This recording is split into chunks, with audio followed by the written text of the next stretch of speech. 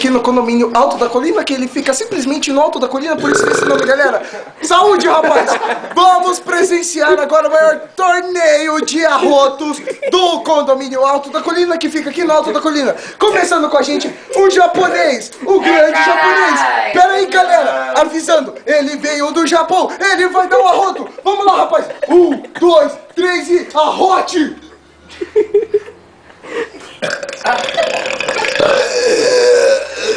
Fraco! Parabéns, rapaz! Agora estamos aqui com o coreano!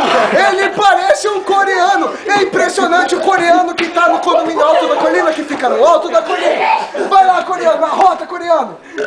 Aê! Agora estamos aqui com o cara que não parece com nada e não lembra ninguém!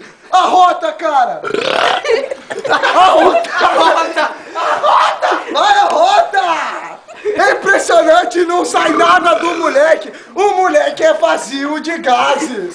Vamos lá aqui com o garoto que também não lembra ninguém, parece um coreano, mas tudo bem! Arrota, coreano! Arrota! Ele arrotou! Agora estamos com o Spitz, que é um pingoso da porra! Porra, arrota! Arrota!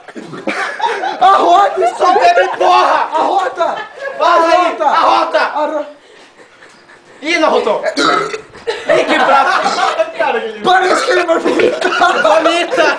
Ih, vomitou! Agora todo mundo já arrotou, eu não vou arrotar porque eu não sou porco! Eu sou o locutor desse programa! E a gente finaliza com o Pera aí, o africano tá fugindo! Ele foge pro banheiro! Acho que ele é um necessitado que vai bater uma punheta! Que nada, vai dar o rabo!